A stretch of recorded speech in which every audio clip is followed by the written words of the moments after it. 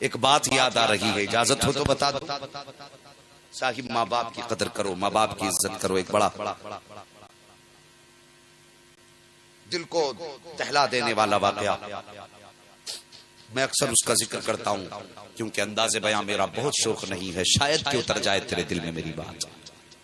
میں یہ بھی نہیں چاہتا کہ میری تقریر کی واہ واہ ہو، لوگ کہیں بڑی اچھی تقریر کر کے گیا، نہیں، اچھا تو تب لگوں گا جب آپ میری کسی بات پہ عمل کر لیں گے، تب میں اچھا سمجھوں گا اپنے آپ کو۔ اگر میری کسی بات کو آپ نے اپنی مٹھی میں باندھ لیا کہ یہ بات ہمیں بھی عمل کرنا ہے، ذہن نشین کیجئے ماں ہوتی کیا ہے۔ ایک عورت کے شوہر کا انتقال ہوا، ایک بیٹا تھا اس میں، بچپن کا زمانہ، شوہر کا سایہ سر سے ہٹ گیا۔ عورت کے سر سے شوہر کے سائے کا ہٹ جانا بھی ایک قیامت ہے۔ جہاں تک میری آواز پہنچتی ہے، میں ماں بہنوں سے گزارش کروں گا، تمہیں خدا کا واسطہ شوہروں کی عزت کرو، ان کی قدر کرو، ان سے بیجا فرمائش نہ کیا کرو۔ کسی کام میں ذمہ داری پوری نہ ہونے پر شوہر کو ناکارہ ہونے کے طعنے مت دو، یہ شوہر نہیں بلکہ تیری پوری بادشاہت ہے۔ اس کے جانے کے بعد کوئی تجھے منہ لگانے تیار نہیں ہوگا۔ آج جو تیرا گھر میں وقار ہے، تیری عزت ہے، ویلیو ہے، اسی شوہر کے دم سے۔ اگر یقین نہ ہو تو آزما کے دیکھ لینا، کسی عورت کو اللہ نے 4 بیٹے دیے اور شوہر کا سایہ گھر میں ہے، چاروں کی سلامتی کے ساتھ شادی ہو گئی ہو، 4 بہویں گھر میں ہوتی ہیں، تو وہ 4 بہویں جو ہیں گھر میں اگر ایک وقت کا کھانا بھی بناتی ہیں تو ساس سے پہلے پوچھتی ہیں اماں آج کیا بنے گا۔ یہ ہوتا ہے گھروں میں، اماں آج کیا بنے گا، تو ماں جو کہہ دیتی ہے وہ بنتا ہے گھر کے اندر۔ جس کا چاہتی ہے اس کا کان پکڑ کے ڈانٹ دیتی ہے، تو نے یہ کام کیسے کر دیا، نہیں کرنا تھا۔ یہ گھر کے اندر راج کرتی ہے، لیکن تاریخ اور وقت جب حالات تھوڑے سے بدل جائیں، اگر اسی گھر کے اندر اس کے شوہر کا جنازہ سفید کپڑوں میں لپٹا رکھا ہو تو شوہر کو سفید کپڑوں میں آنے کی دیر ہوتی ہے، اس کے ہاتھ سے گھر کی شاہی والے کنگن چھین لیے جاتے ہیں، اس کو بیوہ کے لباس میں بیٹھا دیا جاتا ہے۔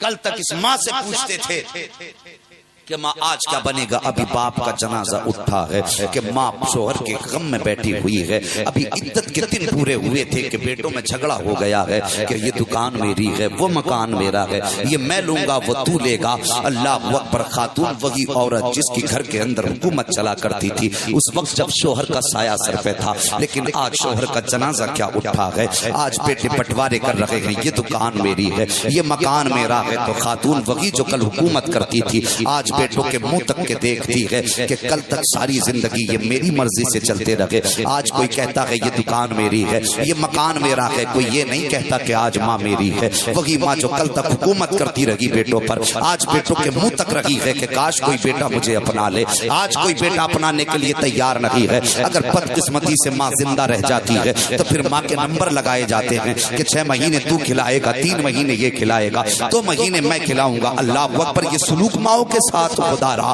مہربانی کرو، اپنے اوپر بھی، اپنی اولاد پر بھی، اپنے ماں باپ کے ساتھ اچھے برتاؤ کرو۔ اب یہ خاتون چہرے دیکھتی ہے، کل اس کی مرضی سے کھانا بنا کرتا تھا، آج کوئی اسے کھانا دینے کے لیے تیار نہیں ہے۔ کئی گھنٹے گزر جاتے ہیں، یہ سوچتی رہتی ہے کوئی کھانا لا کے کھلاتے، اگر کسی کا نمبر ہوتا ہے تو ٹھنڈی پھیکی روٹی لا کر کے ڈال دی جاتی ہے، کھانا ہے تو یہی کھاؤ۔ اگر وہ کہتی ہے تازہ روٹی چاہیے تو بہویں تانے دے کے کہا کرتی ہیں کہ زندگی بھر روکھی سوکھی کھاتے رہے، اب آ کر کے تمہیں شوق ہوا کہ تازہ روٹی کھانے کا۔ خدا مہربانی کرو، ماں باپ کی عزت کر لو، ان کی قدر کر لو، ماں باپ بڑی عظیم ذات ہوا کرتے ہیں۔ ثاقب، میں نے عرض کیا تھا کہ شوہر کا انتقال ہوا، بچہ موجود تھا، اللہ اکبر، بچے نے ہوش سنبھالا، ماں نے بچے کا اسکول میں ایڈمیشن کرایا۔ جب بچہ پڑھنے کے لیے گیا، اسکول میں گیا، بچوں نے کہا تھا ارے تیری ماں کی تو ایک آنکھ نہیں ہے۔ جب اتنی بات کہی لوگ کہنے لگے تو کانی کا بیٹا ہے۔ بچے کو یہ بات نہ کبار گزری، گھر آیا، بستہ پھینکا، کہنے لگا ماں آج کے بعد اسکول نہیں جاؤں گا۔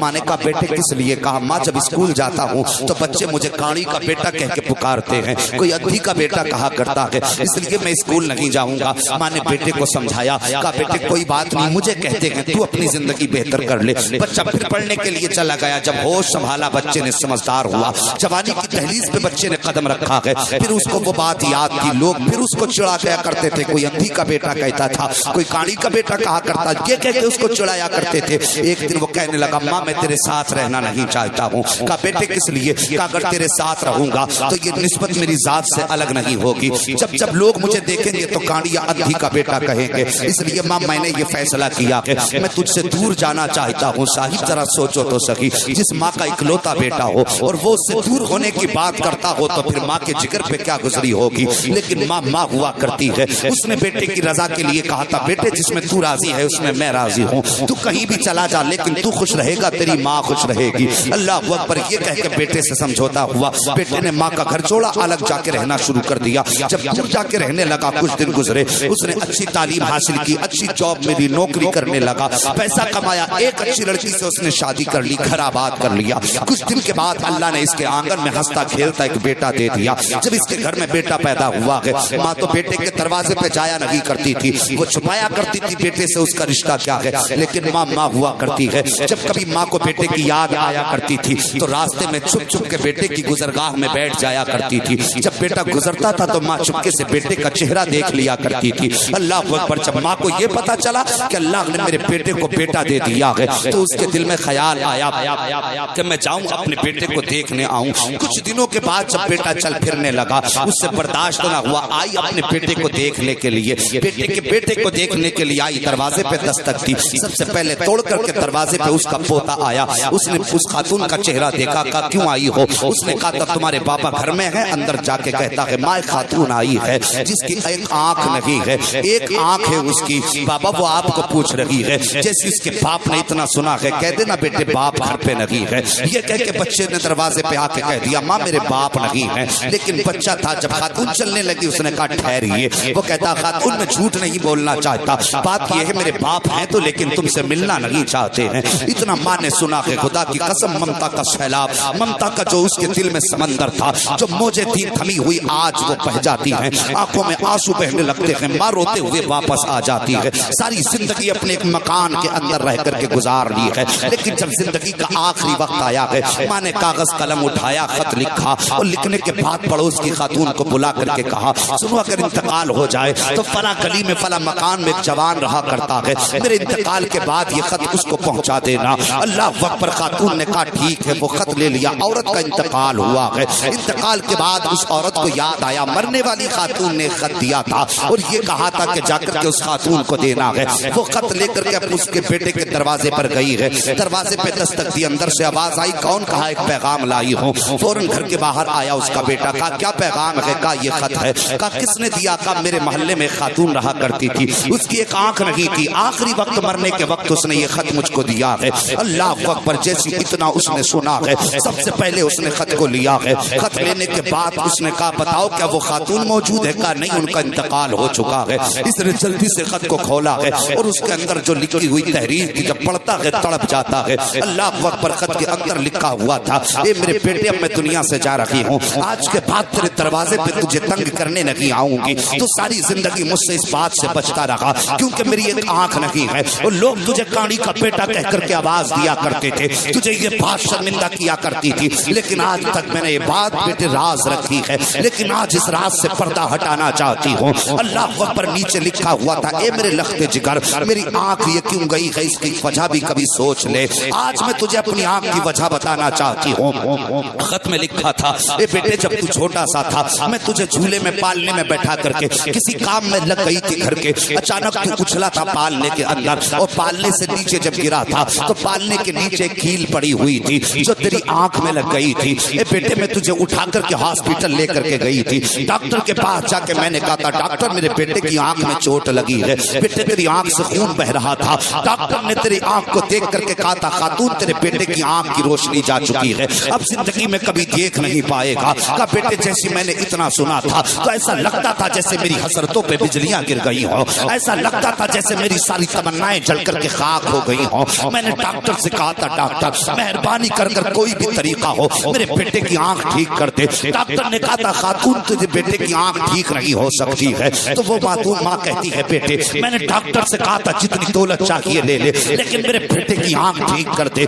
اللہ اکبر. ڈاکٹر اتنا سن کے کہتا ہے کہ خاتون صرف ایک طریقہ ہے. کا کون سا طریقہ کہ تمہیں اپنے بیٹے کی نئی آنکھ ڈلوانا پڑے گی. کا جتنی قیمت چاہے لے لے میں تجھے آنکھ کی قیمت دینے تیار ہوں لیکن میرے بیٹے کی آنکھ ٹھیک کر دے. ڈاکٹر نے کہا تھا نہیں یہاں پر آنکھ کے بدلے میں قیمت نہیں بلکہ آنکھ کے بدلے میں اپنی آنکھ دینی پڑے گی جب جا کے ہم اس بچے کی دوسری آنکھ لگائیں گے. خاتون نے کہا تھا اگر یہ بات ہے تو ڈاکٹر جلدی کر میری آنکھ نکال لے. جیسی اتنی بات خاتون نے کہی تھی ڈاکٹر نے کہا تھا خاتون تیری ہنستی کھیلتی زندگی ہے اپنی آنکھ دیکھ کر کے کیوں عیب پیدا کرنا چاہتی ہے. تب خاتون نے کہا تھا ڈاکٹر اب آنکھوں کا کرنا کیا ہے. میرے سر پہ شوہر کا سایہ بھی نہیں ہے. میری پوری زندگی کی جمع پونجی میرا بیٹا ہے. اگر یہ معذور ہو گیا تو پھر میری زندگی کا مقصد ہی ختم ہو جائے گا. میں نے تو اپنی زندگی جی لی ہے. اب میرے لیے کس کے لیے سجنا سورنا ہے. جن کے لیے سجنا سورنا تھا وہ تو دنیا چھوڑ چکے ہیں. اب سب کچھ یہ ہے میں یہ چاہتی ہوں کہ میرا بیٹا عزت سے جی سکے. جب یہ راستے میں چلے تو کوئی اسے اندھا کہہ کے نہ پکارے کوئی اسے کانا کہہ کے نہ پکارے. اگر اس نے ہوش سنبھالا اور لوگوں نے اسے اندھا کانا کہا تو میرے بیٹوں کی خوشیوں کا تو جنازہ نکل جائے گا. ڈاکٹر میں چاہتی ہوں کہ میری آنکھ نکال لے اور اس کے بدلے میں میرے بیٹے کی آنکھ ڈال دے. ماں نے کہا تھا بیٹے میری آنکھ میرے عیبوں سے نہیں ٹوٹی تھی بلکہ سچ تو یہ ہے کہ جس آنکھ کی وجہ سے تو نے ماں سے رشتہ توڑ دیا ہے جس آنکھ کی وجہ سے تو نے ماں کا گھر چھوڑ دیا ہے جس آنکھ کی وجہ سے تو نے ماں سے ملنا عیب سمجھا ہے وہ بیٹے کسی اور وجہ سے نہیں بلکہ میں نے اپنی آنکھ تیرے بدلے میں دی ہے. تب جا کے آج تو دونوں آنکھوں سے دیکھ رہا ہے. مگر افسوس جب تو میرے پاس آئے گا تو پچھتانے کے سوا تیرے پاس کچھ نہیں ہوگا. اے میرے بیٹے میں دنیا سے جا رہی ہوں لیکن مہربانی کرنا اپنے دل سے ماں کی نفرت نکال دینا. جیسی حدیث نے پڑھا ہے توڑ لگائی ہے جا کے پتا کیا میری ماں کہاں ہے. کا قبرستان چلا جا. اللہ اکبر. گیا قبرستان جا کے ماں کی قبر سے لپٹ کے رویا. رو کے کہتا ماں خطا ہو گئی ہے معاف کر دے. جیسی بیٹے نے سسکنا شروع کیا ہے قبر سے آواز آ رہی تھی اے بیٹے کس